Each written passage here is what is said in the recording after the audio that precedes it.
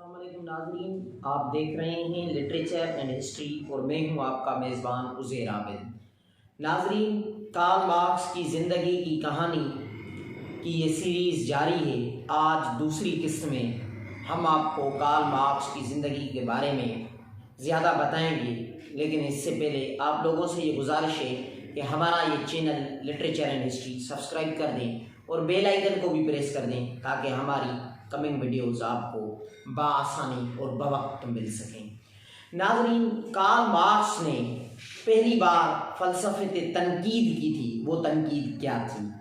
Karl Marx ने कहा था, जो कि उसका मशहूर कोटेशन है, कि फ़लसफ़ियों ने आज तक सिर्फ दुनिया की तशरीह की है कि ये दुनिया क्या है, ये दुनिया कैसे बनी, इस दुनिया के जो एलिमेंट्स हैं इस दुनिया को तश्कील देने वाले, उनकी माहियत क्या है, उनकी हैयत क्या है, उनकी फॉर्मेशन क्या है, उनकी स्ट्रक्चर क्या है, ये फ़लसफ़ियों ने बताया है। दुनिया के बारे में, दुनिया की तशरीह, दुनिया कैसे बनी, सच क्या है, ख़याल क्या है, मुख्तलिफ जो टॉपिक्स हैं, मौज़ूआत हैं, ख़याल, मादा, इन पर फ़लसफ़ियों ने बहस तो की है, लेकिन असल कम फ़लसफ़ियों का और फ़लसफ़े का दुनिया को तब्दील करना है, दुनिया को एक ऐसे रुख में तब्दील करना है जहाँ खुशहाली हो, जहाँ सारे अवाम खुश हों, जहाँ किसी भी किस्म का कोई तअस्सुब न हो, जहाँ किसी भी किस्म का कोई भी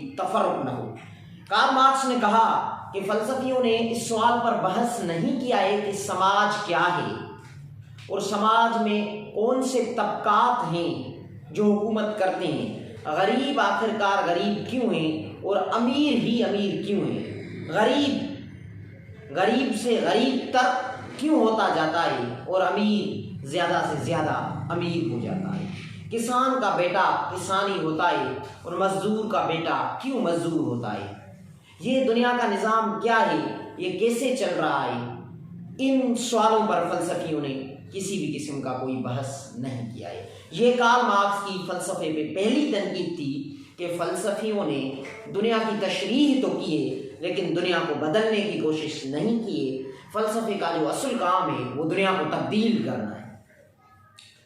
ये थी कार्ल मार्क्स की फ़लसफ़े पे पहली तनकीद। उसके बाद मार्क्स ने कहा कि जो पोरियत अवाम है, जो मज़दूर तबका है, उसको इस जो मौजूद और मरवज दुनिया है इसमें जीने का कोई भी हक नहीं है, कि क्योंकि ये दुनिया पोरियत को, मज़दूर को और किसान को जीने का हक नहीं देती। इस दुनिया में, समाज में जो पोरियत की हालत है, जो मुआशी हालत है, जो मादी हालत है, वो ऐसी नहीं है कि वो सुख से और शांति से जी सके। इसलिए ये जो तबकाती समाज है जिसमें मुख्तलिफ तबके हैं, इस समाज को ख़त्म करना होगा, तब ही ये समाज पोरियतों के लिए आसाइश लाएगा। वो समाज जो फिर हमें तामीर करना होगा, जिसमें किसी भी किस्म के कोई भी तबके नहीं होंगे, जिसमें हर इंसान बराबर होगा। उस समाज में जो पोरियत है, जो मज़दूर है, जो किसान है, वो सुख से रहेगा और वो खुशहाली से रहेगा। इस समाज में पोरियत के जो वैल्यूज़ हैं, पोरियत की जो ज़िंदगी है, उसका कोई भी कदर नहीं है, उसका कोई भी वैल्यू नहीं है। इसलिए ये दुनिया, तबकाती दुनिया, ये बेहतर जगह नहीं है पोरियतों के लिए। उसके बाद मार्क्स ने बहुत सारा काम किया मईशत पर, फ़लसफ़े पर, जो आगे जाके हम तफसील में ज़िक्र भी करेंगे उसका। लेकिन यहाँ एक बात और भी हम बहस करेंगे कि सरप्लस वैल्यू का जो कॉन्सेप्ट था वो मार्क्स ने दिया, कि जो एक्स्ट्रा, जिसको हम कह सकते हैं वाधू कदर, सिंधी में हम उसको कहते हैं वाधू कदर, वो वाधू कदर यानी सरप्लस वैल्यू का कॉन्सेप्ट मार्क्स ने दिया कि एक पोरियत मजदूरी करता है और उस मजदूरी में एक जो सरमाएदार होता है वो इन्वेस्टमेंट करता है, और उस इन्वेस्टमेंट के बाद जो भी नफ़ा होता है, जितनी इन्वेस्टमेंट होती है वो पैसा तो उस चीज़ को फ़रोख्त करने के बाद आ जाता है, लेकिन उससे ज़्यादा जो नफ़ा मिलता है वो पोरियत के जो मजदूरी है उसकी वो रकम है, लेकिन वो पोरियत को नहीं मिलती। तब इस समाज में जो पोरियत है, जो मजदूर है, वो परेशान हाल होता है, वो तबाह होता है। उसके बाद मार्क्स ने अपनी ज़िंदगी में, मार्क्स की ज़िंदगी में एक और टर्न आया। वो ये कि मार्क्स ने अपनी तरजीह तब्दील कर दी। मार्क्स बर्लिन यूनिवर्सिटी में गया था कानून को पढ़ने के लिए, लेकिन वहाँ जाकर मार्क्स ने तारीख पढ़ी, फ़लसफ़ा पढ़ने का इरादा किया और अपने बाप को ये इतला दी कि वो यहाँ बर्लिन यूनिवर्सिटी में कानून नहीं बल्कि तारीख, मईशत, सियासत और फ़लसफ़ा पढ़ेगा। तो उसका बाप उस फैसले से खुश न हुआ, लेकिन मार्क्स ने उसको फिर अपने फैसले से एग्री कर दिया और मार्क्स ने अपनी तरजीह तब्दील कर दी।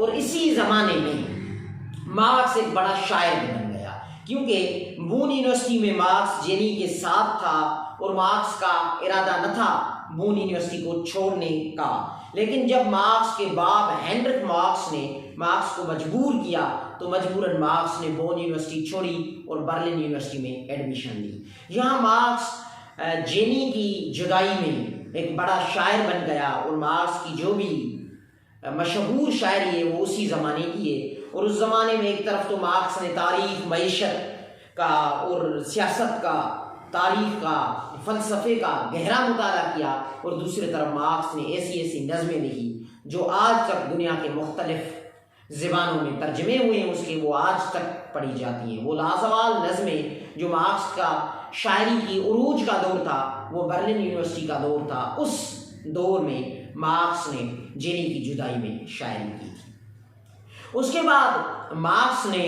अपनी जो थीसिस थी, जो डॉक्टरेट थी पीएचडी की, वो कंप्लीट कर दी। लेकिन इस दौरान मार्क्स की ज़िंदगी में एक बड़ा वाक़या हुआ। वो ये कि 1838 में मई के महीने में मार्क्स के बाप हेनरिक मार्क्स का इंतकाल हो गया।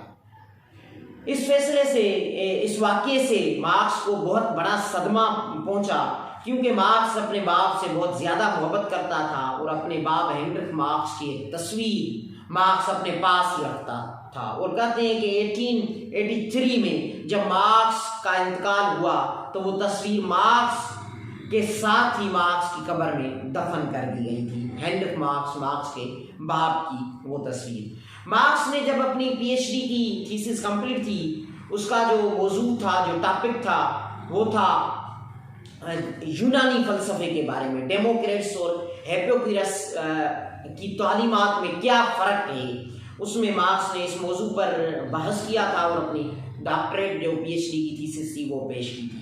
उसमें मार्क्स ने बड़ी हद तक मादियत का दिफा किया था और उसके बारे में, उसके दिफा में कई मज़ामीन लिखे थे। और कहते हैं कि फ्योरबाख जो कि मशहूर जर्मन फ़लसफ़ी था, उसके साथ मार्क्स का जो राब्ता या रिश्ता हुआ वो उसी ज़माने में हुआ और उसी ज़माने में मार्क्स ने मादियत की तरफ ज़्यादा अपनी ज़िंदगी, अपने फ़लसफ़े को मादियत की तरफ से रुजू किया और मादियत का दिफा किया और मादियत के फ़लसफ़े के बारे में बहुत सारी चीज़ें लिखी अपनी डॉक्टरेट में और उसके बाद भी मुख्तलिफ़ किताबों में। और उसके बाद जब मार्क्स यूनिवर्सिटी से पास हुआ तो मार्क्स का ख्याल था कि जर्मनी की यूनिवर्सिटी में मार्क्स प्रोफेसर बनेगा, जहां मार्क्स का एक दोस्त ब्रूनो बायर प्रोफेसर था। लेकिन 1884 में जर्मन हुकूमत, जो कि रुजत पसंद हुकूमत थी, उसने मार्क्स के दोस्त ब्रूनो बायर को इस इल्ज़ाम में कि वो हुकूमत के बारे में गुमराह करता है लोगों को, शागिर्दों को, इस इल्ज़ाम में और एतराज़ वाले जो कंट्राडक्टरी ख्यालात हैं वो रखता है, इस इल्ज़ाम में ब्रूनो बायर को यूनिवर्सिटी से फारिग कर दिया गया। तो मार्क्स ने भी समझा कि मार्क्स को भी ये ड्यूटी या ये नौकरी, ये जॉब नहीं मिल सकती, क्योंकि वहाँ मार्क्स और ब्रूनो बायर जैसे जो लोग थे उनकी कोई भी अहमियत न थी और उनको वहाँ काम करने नहीं दिया जाता था, क्योंकि वो फ़लसफ़ियाना ज़हन रखते थे, वो इतराज़ करते थे और वो सवाल करते थे। उस वक्त जो जर्मन हुकूमत थी वो रुजत पसंद हुकूमत थी। उसके बाद मार्क्स ने ब्रूनो बायर के साथ एक रिसाला निकाला और उसमें रियासत मिल्कियत के बारे में बहुत सारे मज़ामीन लिखे। लेकिन कुछ ही अरसे में मार्क्स का ये रिसाला भी बंद हो गया। फिर मार्क्स ने अखबार में लिखना शुरू किया और कुछ अरसे में मार्क्स उस अखबार का एडिटर भी बन गया और मुआशी तरकीब हुई। मार्क्स ने कुछ पैसे भी कमा लिए वहाँ से। तो मार्क्स ने 1843 में जेनी से शादी भी कर ली और फिर मार्क्स जब उस अखबार का एडिटर बना तो उस अखबार के बारे में वार्निंग दे दी हुकूमत ने कि अगर इसी पॉलिसी पे ये अखबार चलेगी तो इस अखबार को बंद कर दिया जाएगा। तो मार्क्स ने उस अखबार की एडिटरशिप से इस्तीफा दे दी ताकि वो अखबार तो चल सके, वो अखबार तो बंद ना हो। उसके बाद मार्क्स ने एक दूसरी अखबार निकाली जो कि मार्क्स समझता था कि ये जर्मनी से नहीं निकल सकती, इसलिए मार्क्स ने वो अखबार, उस अखबार का जो मरकज़ी ऑफिस था वो फ्रांस में शिफ्ट कर दिया। लेकिन उस अखबार का पहला ही पर्चा आखिरी पर्चा साबित हुआ, क्योंकि जर्मनी की हुकूमत ने न सिर्फ उस पर एतराज़ और इख्तलाफ किए लेकिन फ्रांस की हुकूमत पे ये जोर डाला कि वो उस अखबार को बंद कर दें। उस अखबार के जिसका पहला पर्चा ही निकला था उसमें मार्क्स ने अपने जो मशहूर 2 मज़ामीन हैं मार्क्स के उसी अखबार में लिखे थे। उनमें से एक मजमून था यहूदी सवाल और दूसरा मजमून था कानून की हेगली फ़लसफ़े पे तनकीद का तारुफ। ये था मार्क्स की एडिटर होने का ज़माना। अगली किस्त में हम आपको मार्क्स की जलावतनी के बारे में सुनाएंगे।